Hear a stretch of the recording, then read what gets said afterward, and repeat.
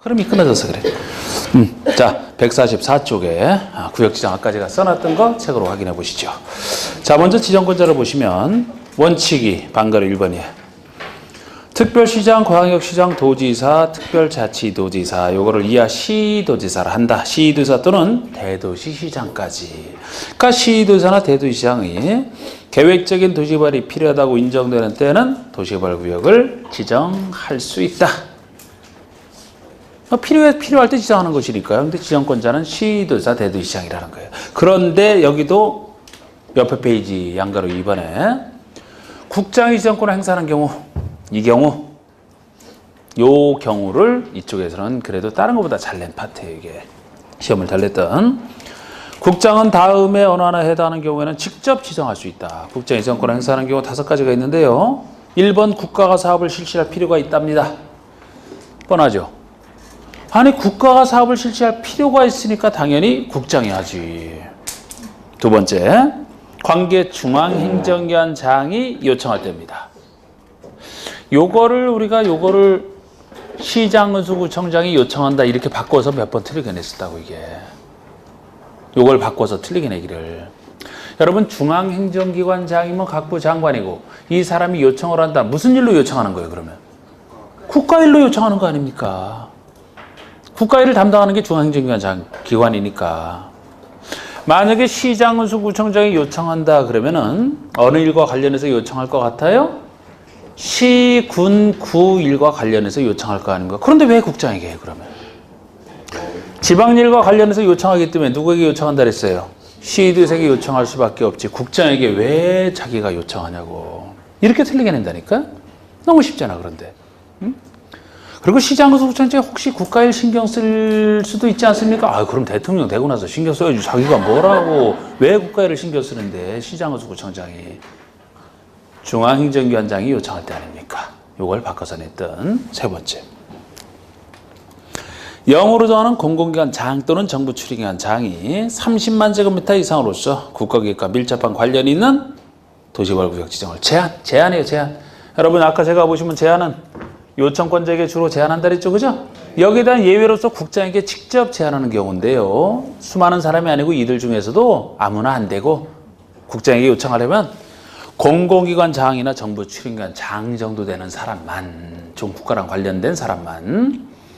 이것도 세밀하게 보시면은 예를 들어서 0이 정하는 공공기관 장 속에서는 지방공사 같은 게 빠져 있다고요. 그렇게 세밀하게는 잘 물어보기 힘들지만 지방공사는 지방에서만 일하는 사람이잖아. 관련이 없죠. 그래서 이런 사람들이 그것도 면적 30만 이상으로서 30만 이상을 꼭 알아야만 맞추는 문제도 낸 적이 없고 따라가면 맞추는 문제인데 30만 이상으로서 왜 국장이냐? 국가계획과 직접 관련이 있어서 제한할 때니까. 이게 포인트죠? 그러니까 국장에게 하는 거 아니겠습니까? 뻔하잖아. 에? 이걸 외워 쓰라는 것도 아니고 객관식으로 나오면 판단만 하시면 되는 건데. 에? 쉽다는 얘기예요. 그래서 이해만 하시면 4번에 둘 이상의 시도, 대도시에 걸치는 경우로서 관계 시도지사, 대도시장 간의 협의가 안 될 때 여러분 이제 보통 우리가 시도지사, 대도시장에 지정을 한다라고 했는데 만약에 구역 지정하는 곳이 둘 이상의 시도, 대도시에 걸쳐서 지정을 해야 된다라면 혼자 할 수는 없죠. 그죠? 그럼 관계되는 시도지사, 대도시장이 협의를 해서 지정할 자를 정해야 되는데 그 협의가 안 될 때요 지금. 그 협의가 안 되니까 맨날 기다릴 수는 없고 그냥 국장이 나서겠다. 시도지사 간에 협의가 안 되니까 이렇게 보시면 돼요. 또 5번째가 천재지변 그 밖의 사유로 인해서 긴급하게 사업을 할 필요가 있다. 항상 천재지변 긴급한 경우는 주로 예외적 사유로 많이 나오거든요. 그러니까 여기서도 예외다 보시면 돼. 원칙은 시도지사인데 예외적으로 국장이 직접 지정하는 긴급한 경우니까 예외. 이 5가지를 얘기합니다. 그 아래 보세요 이제. 2번에 1번, 네번에 2번에 1번 지정 요청. 자, 시장의수구청장은 시도지사에게 구역정을 요청할 수 있다. 아까 제가 그림 그렸던 바로 윗사람이 시도지사에게 요청하는 시장의수구청장. 제한 보세요. 제한. 양가리 2번에 1번.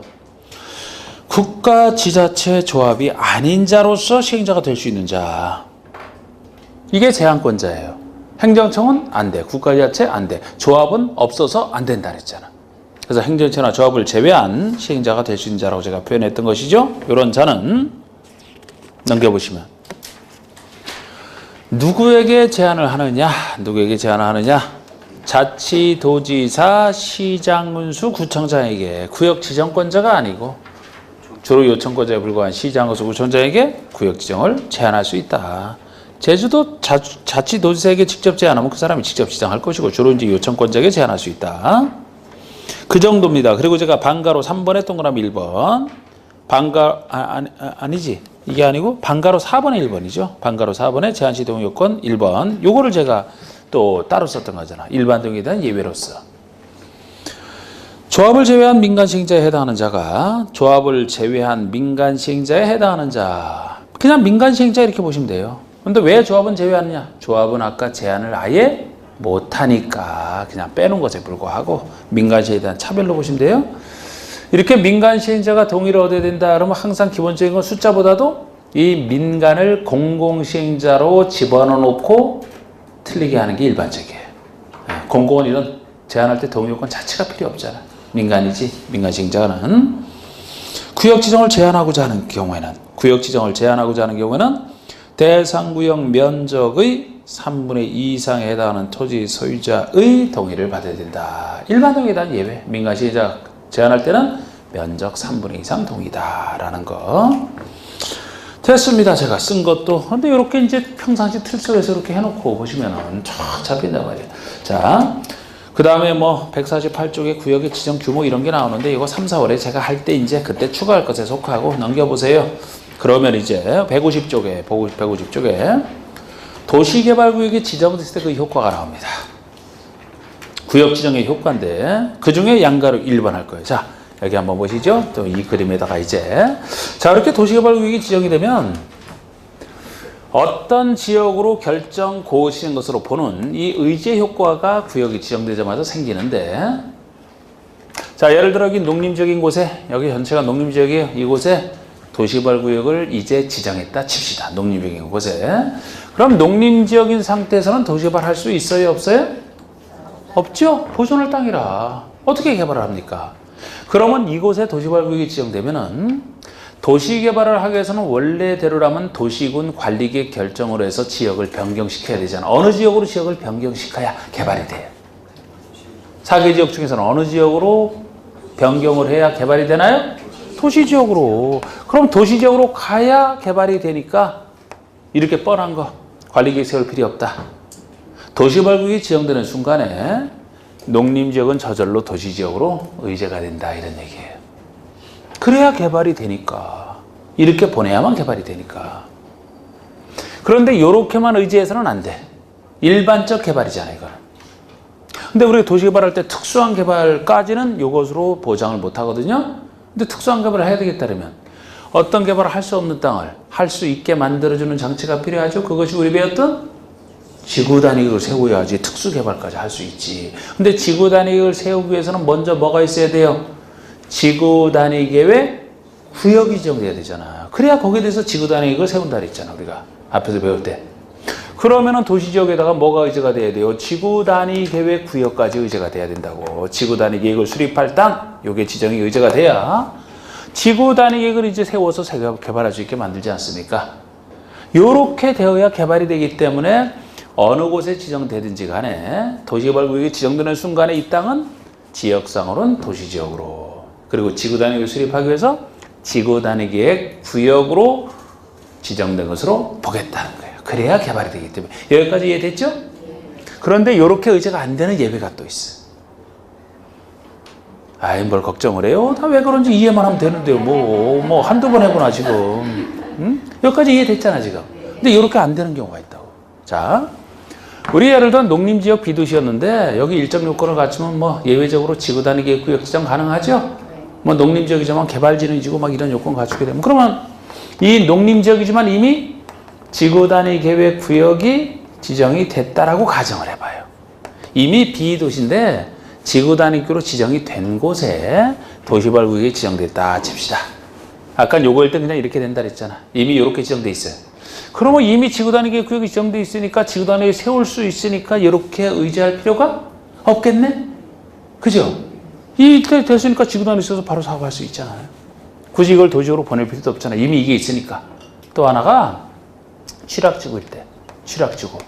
자, 우리 앞에서 제가 취락지구로 할 때 낙후된 취락을 정비에서 지정한다. 주상공 개발되는 곳은 안 되고 녹지 비도시 지역 중에서도 취락을 스스로 고칠 능력이 없을 때 주로 시골에서 취락을 정비지구에서 지정한다. 그런 얘기 했었죠? 시골에서 그러면은 취락지구가 지정돼 있으면 여기를 굳이 도시로 의지할 필요 있나요?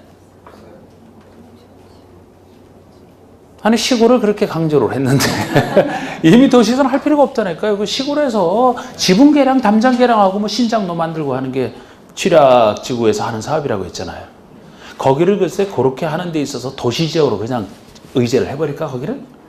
그럴 필요 없잖아요. 너무 작은 사업 끝나기 때문에. 여기서 하는 취락지구에서는 간단한 사업을 한단 말이에요. 근데 그것이 보통 도시개발 사업, 여러분들이 생각하는 도시개발 사업처럼 그렇게 하는 건 아니지. 그래서 이 두 가지, 이 두 곳에는 이렇게 의제가 안 된다는 거예요. 이미 비도시만 지구단위 기구에 지정돼 있으니까. 또 하나는 너무 간단한 사업이기 때문에 굳이 이렇게 의지할 필요가 없다. 그 예외 두 가지를 얘기합니다. 그래서 이제 지구단위 기구를 주로 이제 여기서 이따 얘기하고 일단 요거 그게 1번 얘기예요. 도시개발구역이 지정고시 된 경우, 도시개발구역이 지정고시 되면 당해 도시개발구역은 국계법에 따른 도시지역과 지구단위기의 구역으로 결정 고시된 것으로 본다. 도시지역과 지구단위기의 구역으로 결정 고시된 것으로 본다. 다만 도시지역 외에 지정된 지구단위기의 구역 및 취락지구, 비도시지만 지구단위기 구역이 지정돼 있다. 아니면 취락지구, 이곳에는 그러하지 아니하다. 의지되지 않는다. 라는 얘기까지. 그리고 양가로 3번 보세요. 그리고 양가로 3번 도시개발구역 내 개발행위 허가. 이게 개발행위 허가제. 개발법에 나오는 개발행위 허가제입니다. 제가 아까 도시개발구역이 지정이 되면 이곳에서 도시개발 사업이 잘 진행이 돼야 되기 때문에 도시개발 사업에 어울리지 않는 사업에 지장을 줄 수 있는 그런 개발행위는 허가받게끔 통지해야 된다 그랬어요. 이게 개발행위 허가제예요. 제가 개발행위 허가제는 공고에서 3군데 나옵니다. 저번 주에 배웠던 국계법상 개발행위 허가제, 도시개발법에서 개발행위 허가제, 나중에 정비법에서 개발행위 허가제. 이 3군데 나와요. 3군데. 그 중에서 개발법상, 정비법상 개발행위 허가제는 서로 거의 같아요. 왜? 취지가 거의 같기 때문에. 국계법이랑 다른 거예요. 여기서는 도시개발 사업에 지장을 안 주려고, 정비구역에서는 정비 사업에 지장을 안 주려고 통제하는 거 아닙니까? 그런데 우리 국회법에서는 난개발 방지라고 했죠? 취지에 따라서 약간 차이가 생기고 우리는 여기서 국회법과 차이점 위주로 공부를 하셔야 돼. 차이점 위주로. 그 대신 여기서 공부를 하면 이거는 정비법이랑 거의 비슷해요. 그래서 이거 들어가는 건데, 자, 개발구역 내 개발행위 허가 그 제목 옆에 취지를 적어 두셔야 공부가 잘 되겠죠? 아까 취지가 뭐라 그랬어요? 그대로 적어 두세요. 개발에 지장을 안 주려고, 사업에 지장을 안 주려고 취지. 사업에 지장을 안 주려고. 제가 아까 그대로 적어두시라 해서 그대로 이렇게 써놓으신 분은 없죠?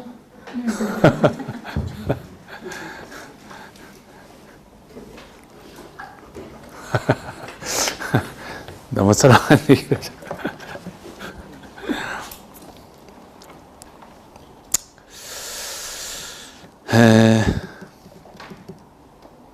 자, 이제 그리고 이제 들어갈 겁니다. 방거 1번의 허가 대상이고 방거 1번에 허가 받지 않아도 되는 상황. 허가와 비허가 구별하는 거. 허가와 비허가 구별하는 거. 비허가까지 다 할 거예요. 자, 방거 1번 보시면 구역 지정에 대한 주민 등의 의견 청취를 위한 공고가 있는 지역 및 도시개발구역에서, 그래서 도시개발구역 지정됐을 때는 당연히 이 통제에 들어가고, 구역 지정으로 해서는 주민의 의견 청취를 해야 되는데 그 의견 청취를 위한 공고만 있어도 이 통제는 들어가는데, 주로 도시개발구역에서, 그죠? 다음 행위를 하고자 하는 자, 박스 하나에 해당하는 행위를 하고자 하는 자는 특광시장호세 허가를 받아야 된다. 이게 개발행위 허가제예요. 이거는 도시개발 사업이 아닌 걸 전제로 하기 때문에 아까 도시개발 사업에 관련된 행정처분 적용되는 건 아니죠. 별도로 정하면 되는 건데 그게 의미가 있는 게 아니고 특권 시한서로 돼 있지만 허가 대상이냐 아니냐를 잘 구별하시고 지금 허가 대상부터 나와 있어요. 그리고 박스에서 허가 대상을 할 때는 제가 밑줄 그라고 한 부분만 밑줄 그어놓으세요. 국회법과 차이점 위주로 할 테니까.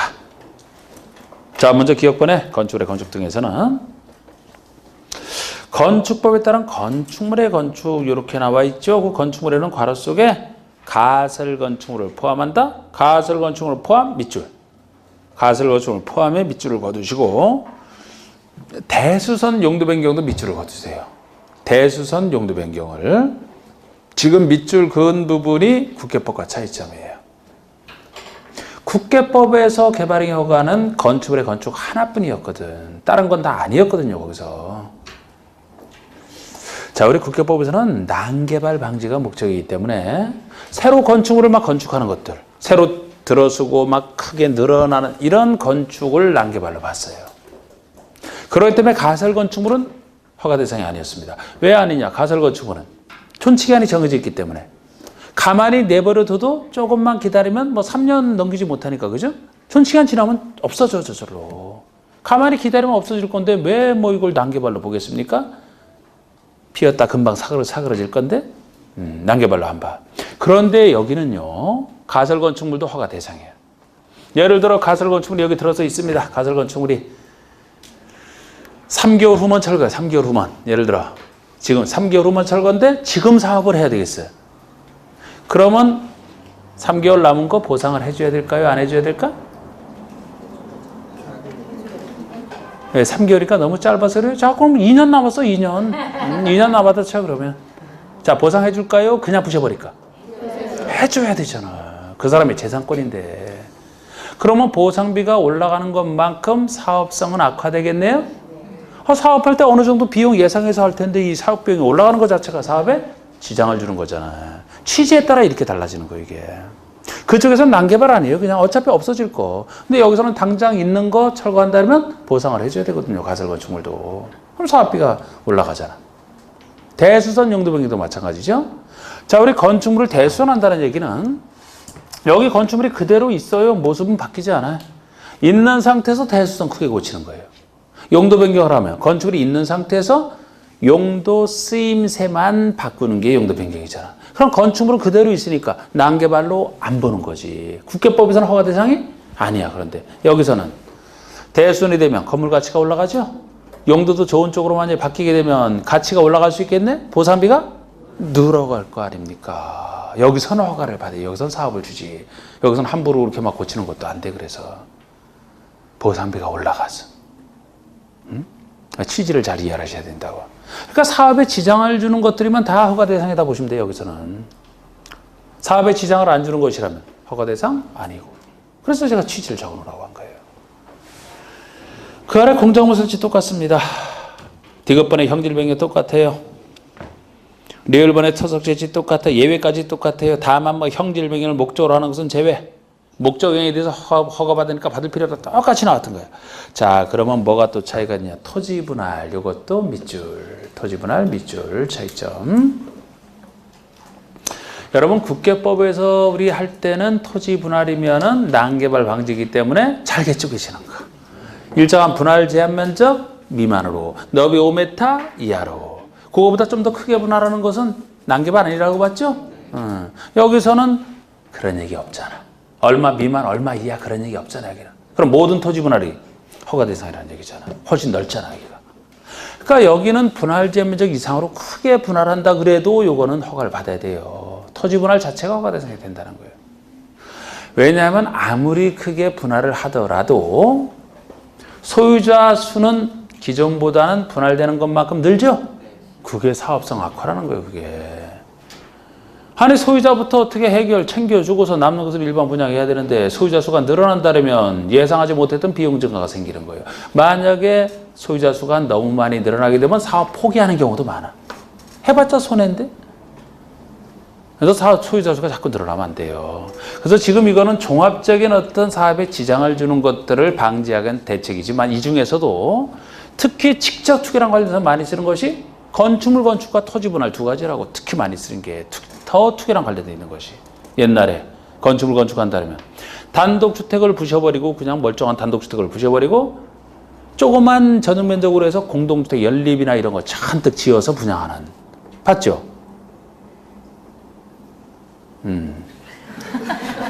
토지를 분할한다. 토지를 막 분할해서 그냥 파는 거야 그냥. 그 지분 챙기려고 들어가잖아 그 작은 거. 이게 다 소유자 수를 직접 늘어나게 하는 대표적 두 가지이거든요. 이게 투기랑 제일 많이 쓰였던 거예요 이게. 특히 토지 분할 같은 경우는 돈 안 들이고 분할되잖아 이거. 토지 분할은 여기는 면적에 상관없이 모든 토지 분할이 다 허가 대상이 되는 거지. 그쪽과 다르잖아 취지에 따라.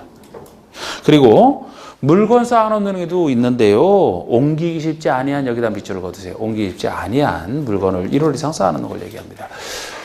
자, 여러분 국회법에서는 녹관자에서만 여기는 그 얘기는 당연히 필요가 없어요. 도시개발구역이 전제돼 있기 때문에 당연히 필요 없는데 1월 이상은 그쪽이랑 여기랑 똑같은 거지. 1월 이상 똑같은데 차이점이라면 옮기기 쉽지 아니한 이 말이 국회법에서는 없거든요. 거기서는 야외의 물건을 오랫동안 1월 이상 쌓아놓기만 하면은 자연환경을 해치는 것을 난개발로 보았기 때문에 옮기기 쉽지 않은지는 이건 문제가 안 돼. 쌓아놓는 것 자체가 문제가 됐던 거예요. 자연환경 훼손이니까. 경관 해치니까.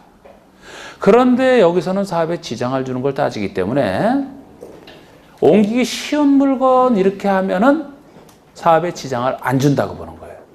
법적으로 옮기기 쉽다는 얘기는 옮길 때, 사업할 때 옮길 때 어떻게? 돈이 하나도 안 들어가겠다는 얘기예요. 그냥 너무 옮기기 쉬우니까 그냥 쓱 치워놓고 밀어놓고 하면 된다는 얘기야 그냥.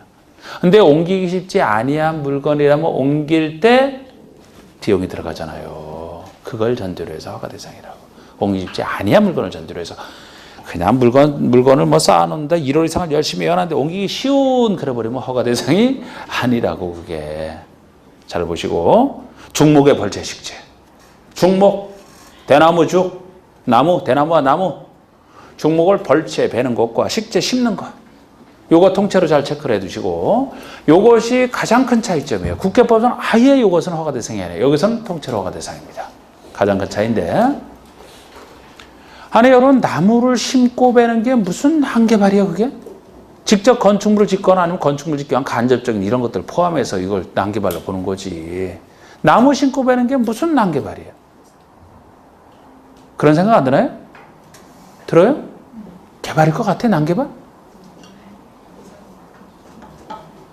거기서는 난개발로 통제할 만한 난개발로 안 봐요. 뭐 자연환경을 훼손한 것도 아니고, 뭐 어떤 건축 짓겠다 하는 것도 아니잖아, 그냥. 나무가 떼게 돼서 베서 파는 것이고, 키우기 위해서 심는 것이고, 그래서 그쪽에서는 난개발로 안 봐요. 여기서는 사업에 지장을 주는 걸로 봐요. 상상이 돼요, 이게? 안 돼? 자, 여러분 좀 어떻게 수업하면서 좀 답답하십니까? 아니면 시원합니까? 답답해요? 큰 숲으로 산책을 가볼까? 그러면 자, 엄청난 숲이야 여기. 나무 한 4,000그루 있네.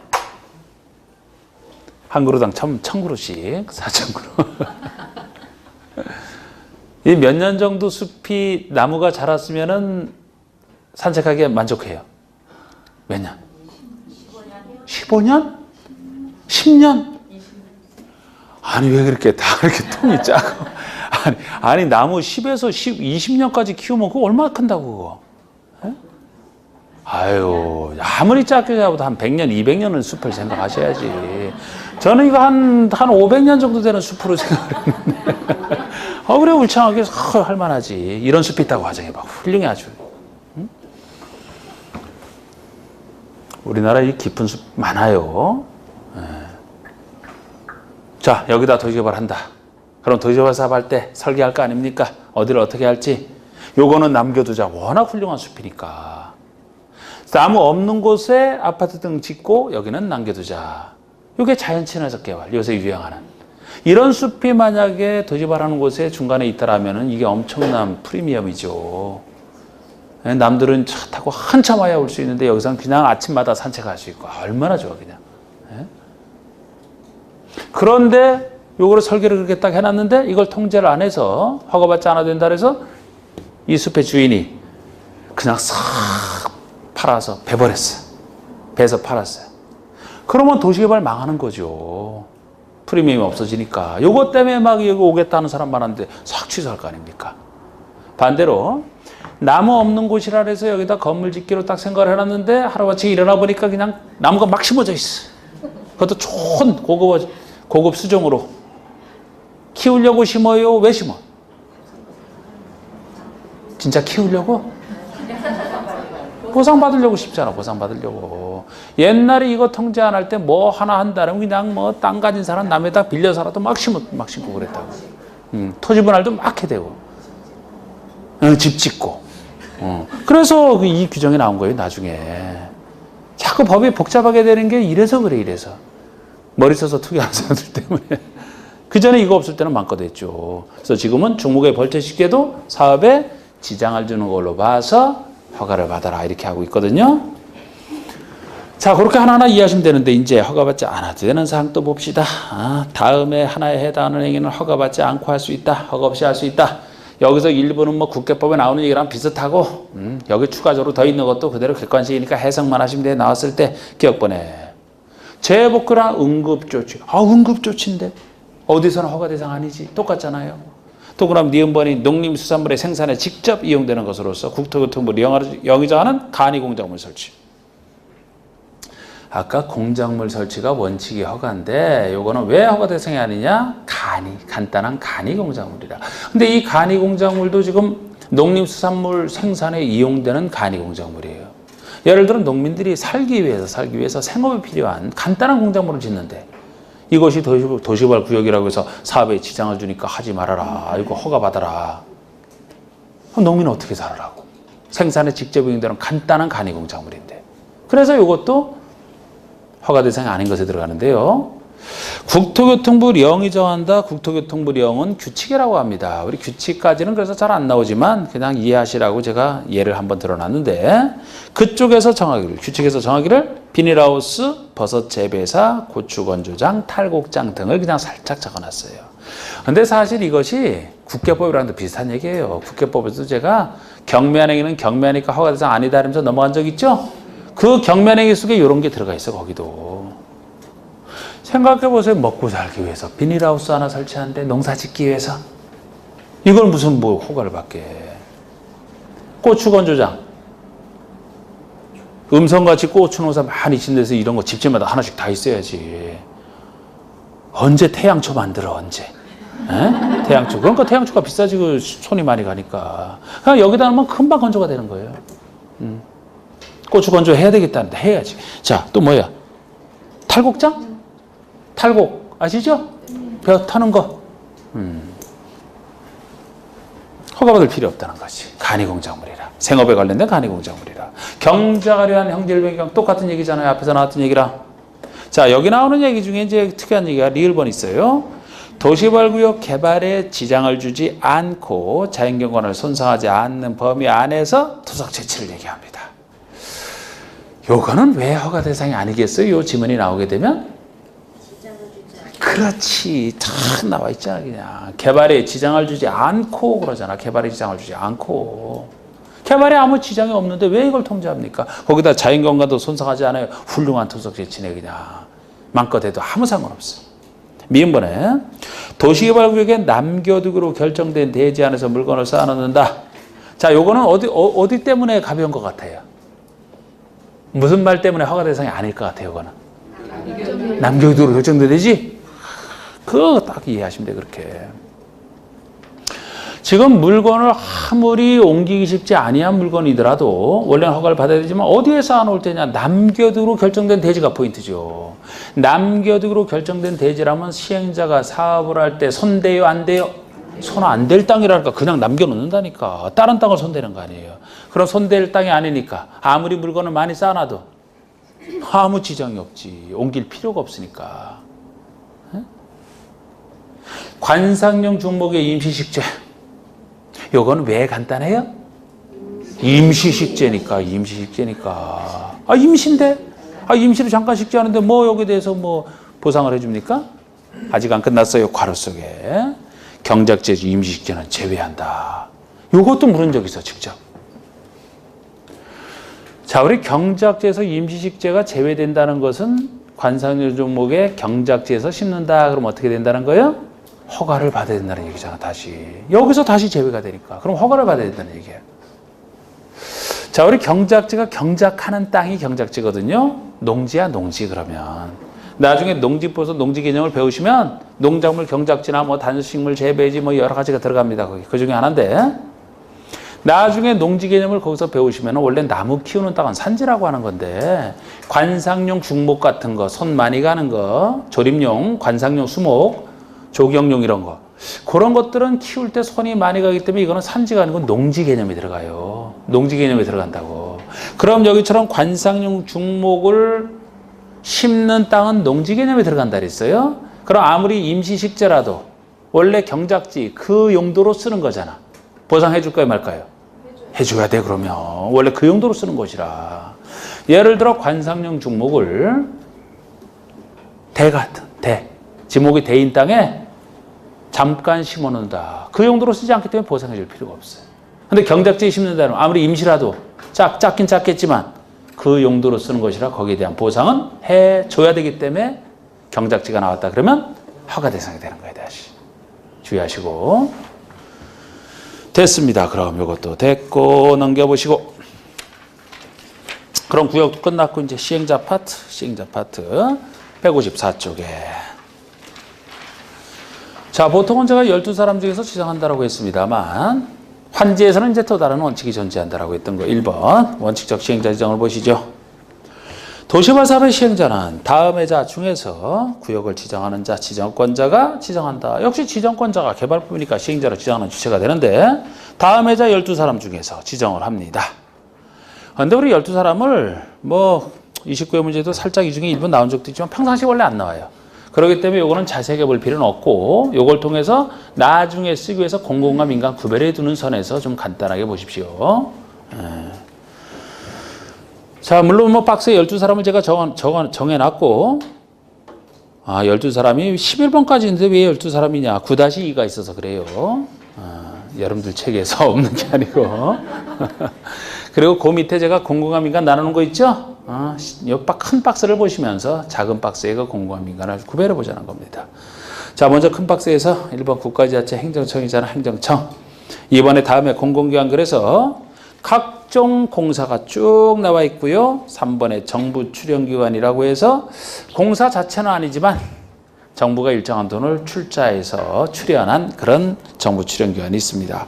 한국철도시설공단과 제주국제자유도시 개발센터 정부 출연기관으로서 4번에 지방공사까지. 그래서 바로 1번 국가지자체로부터 4번 지방공사까지를 조그만 박스에서는 공공시행자라고 얘기를 하고 있어요. 믿어주는 법에서 믿어주는 행정청에서부터 지방공사 이상 이게 공공시행자예요. 나머지를 민간시행자라고 하는 건데 5번 보시죠. 5번. 이게 도시발구역 안의 토지 소유자를 얘기합니다.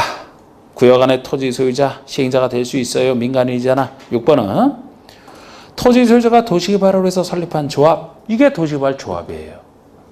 조합. 이 조합은 토지 소유자가 설립하는 거예요. 토지 소유자가. 아까 제가 조합은 어느 방식에서만 시행자가 된다 그랬어요? 환지 방식에서만. 그럼 환지라는 게 땅과 땅을 바꾸는 것이니까 조합원이 돼야 이제 환지를 받을 텐데 다른 사람은 필요 없지. 땅 가진 토지 소유자만 가입이 가능한 거예요. 건축물 소유자? 땅 못 받아. 땅과 땅 교환이기 때문에 나중에 현금으로 청산받아야지. 토지 소유자가 가입하는 겁니다, 이게. 그리고 이 조합 보시면은 이런 얘기가 있어요, 가로 속에. 전부로 환지 방식으로 시행하는 게 하나한다. 이 말이 붙어 있잖아. 그래서 무조건 조합이 나오면, 도시개발 조합이 나오면 전부 환지 방식에서만 시행자가 된다. 이렇게 생각하시면 돼. 이렇게 생각하시고 풀어야 되고.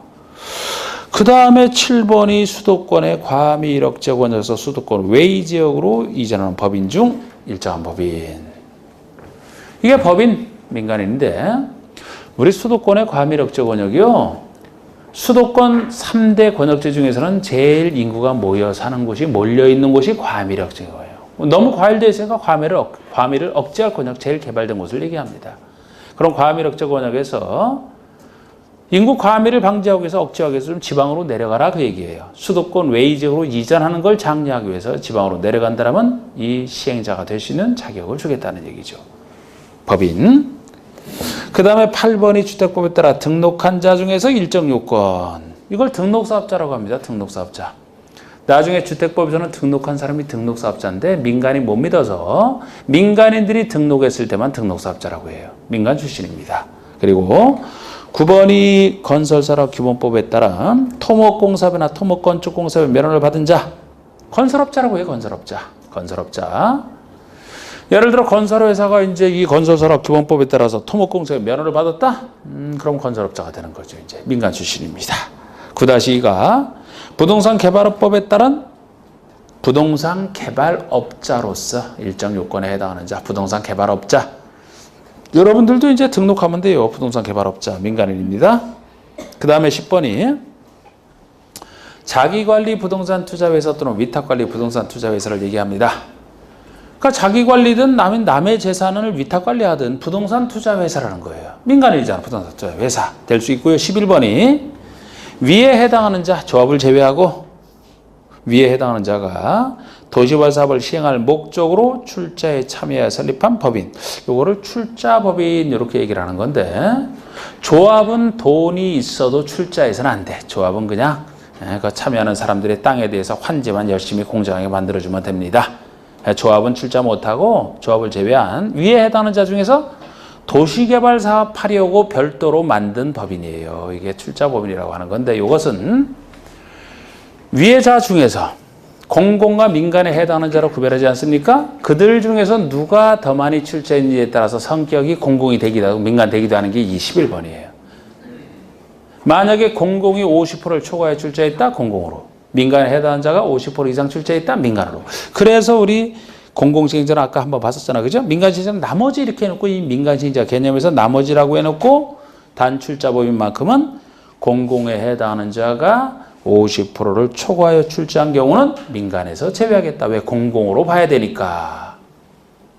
이렇게 분석하시면 돼, 이제.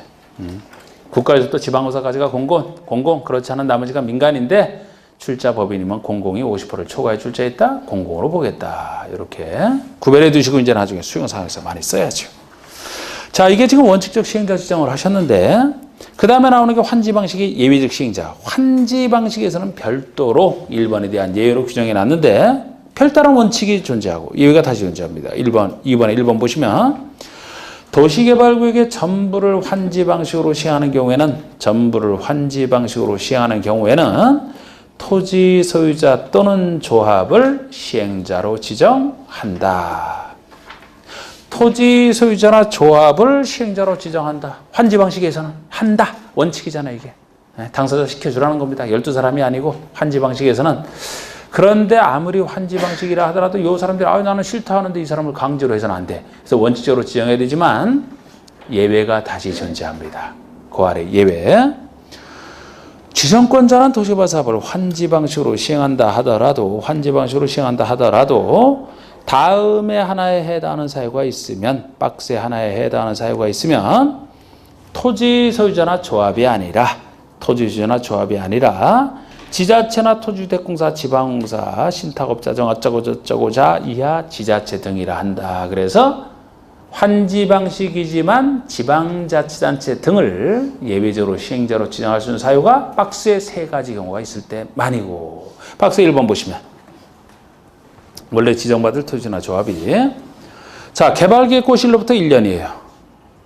이 개발계획 고시일로부터 1년이 시행자 지정 신청 기간이라고 보시면 돼. 시행자 지정 신청 기간을 얘기합니다.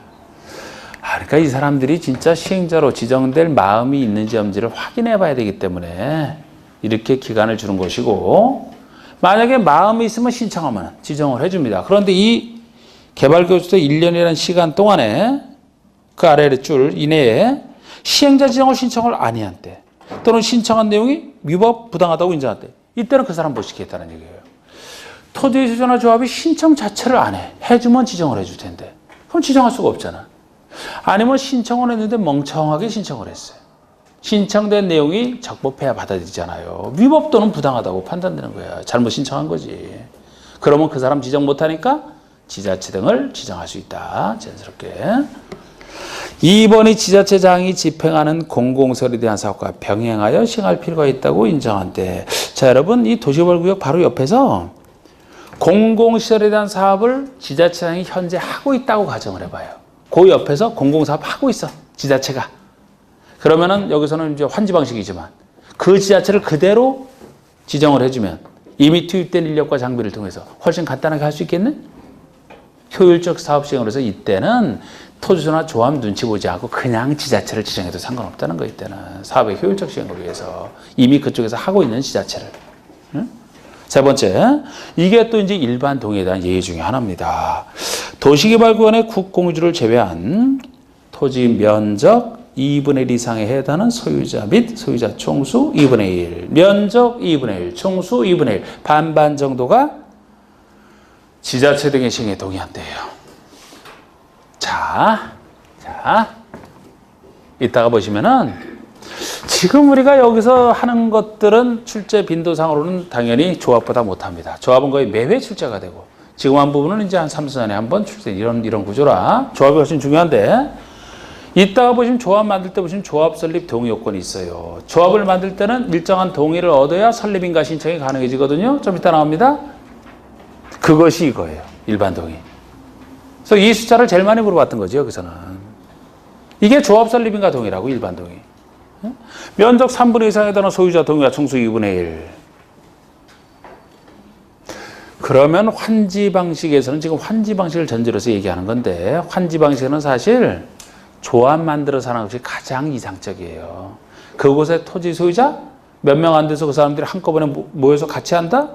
아유, 그 사람 중에 뭐 의견 하나라도 어긋나면 또 어떡할 겁니까? 서로 합치가 돼야 되는데 단체 조합 만들어서 하는 게 제일 편해. 근데 조합을 만들려면 이 동의 요건을 채워야 되는데 조합 만들려고 노력하는데 이 동의를 못 채우고 있어요. 예를 들어서 반대가 의외로 심해서. 그럼 조합 만들고 싶어도 못 만들잖아요. 조합을 못 만들어서 사업을 못 하겠다. 차라리 조합은 못 만들지만 조합을 못 만들면은 지자체 등을 시행자로 지정해서 사업하는 것이 더 안 하는 것보단 낫겠다. 그럴 때 지자체를 지정하죠. 이 세 번째 사유라고. 그러니까 지금 지자체 시행에 동의하는 사람들 동의를 얻어서 지자체를 지정하는 경우를 얘기하는데 조합의 설립인가 동의 요건보다는 낮아야 의미가 있지 않겠습니까? 이 동의 요건이 아니 이거보다 동의 요건이 이거 이상 얻을 수 있다라면은 그냥 조합 만들어서 하는 게 제일 좋다니까. 이게 조합의 설립인가 동의니까. 조합이 최고인데 조합 못 만들어서 차라리 사업을 안 하니 그냥 지자체를 지정해서 하겠다는 뜻이기 때문에 조합 설립인가 동의 요건보다는 낮아야 의미가 있다고. 높으면 조합 만들어서 하지. 그래서 이게 두 번째가 되는 거예요. 이거보다 낮다는 점에서 면적 2분의 1, 총수 2분의 1, 반반 정도가. 최소 반반 정도가 지자체 시행에 동의하면 환지 방식이지만 지자체 등을 예외적으로 지정할 수 있다. 그렇게 이해하시면 돼. 뭐 구체적 숫자 지금 뭐 당장 기억이 안 날 수 있지만 어차피 숫자는 계속 뭐 반복을 통해서 하시는 것이고. 예. 자, 이렇게 환지 방식의 예외적 시행자 지정까지 보셨고, 3번의 시행자 변경 사유 같은 경우는 이제 나중에 추가할 때 할 겁니다. 그러면 4번에 나오는 것이 도시개발 조합이에요. 이 도시개발 조합이 시행자에서는 제일 중요한 부분이지. 그래서 제가 11월 달에 할 때는 이 조합의 이제 기본적인 성격과 간단한 것만 제가 했는데 지금은 이제 좀 더 범위를 확대해서 약 조합의 80% 수준까지 끌어올려서 할 거예요. 자, 먼저 우리 저번에 했던 것 중에 들어가기 전에 이 조합의 성격부터 파악을 하셔야지. 자, 우리 조합의 성격을 뭐로 봤나요? 법인으로 봤어. 자, 정확하게는 비영리 사단법인. 요거부터 먼저 파악을 하셔야 돼요. 자, 우리 처음 하시는 분들은 좀 오해하실 겁니다. 아니, 조합과 법인은 이렇게 완전히 이름이 다른데 왜 조합이라고 쓰고 법인이라고 봐야 되느냐, 우리가. 법에서 그렇게 규정을 해놨어요. 조합이라는 것은 법을 모르는 국민들이 계속 역사적으로 써왔어서 명칭을 바꾸면 좋겠지만 바꾸지 않고 그대로 쓰되 이대로 성격을 조합으로 봐서는 안 되겠다. 법인으로 보라 이렇게 해놨습니다. 법에서 규정하기를. 이 법인과 조합은 엄청난 차이가 나요. 민법에서도. 법인은 권리능력자고 조합은 권리능력자가 아니에요.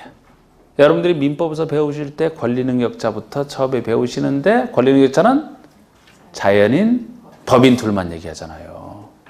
조합은 권리능력자 아니에요. 권리능력이 자기 이름으로 권리와 의무의 주체가 된다는 게 권리능력 아니겠습니까? 그래서 조합은 권리능력자가 아니기 때문에 자기 이름으로 단독 소유 이런 거 안 돼요. 따로 이제 합의 형태라고 따로도 소유 형태에서 달라지잖아 또. 법인이냐 아니냐에 따라서. 그런데 이걸 왜 법인으로 보느냐? 지금 시행자로서 조합이거든요. 시행자로서 조합. 그럼 시행자가 된다는 건 뭐예요? 나중에 조합 만들어서 시행자가 됐다면 시행자가 자기 이름으로 사업을 해야 되거든. 그런데 만약에 조합을 조합으로 보게 되면 권리능력자가 아니까 자기 이름으로 조합 이름으로 사업을 할 수가 없잖아요. 그러니까 조합을 법인으로 봐야지. 법인으로 봐야 권리능력자가 되니까 조합 이름으로 사업을 할 수가 있지.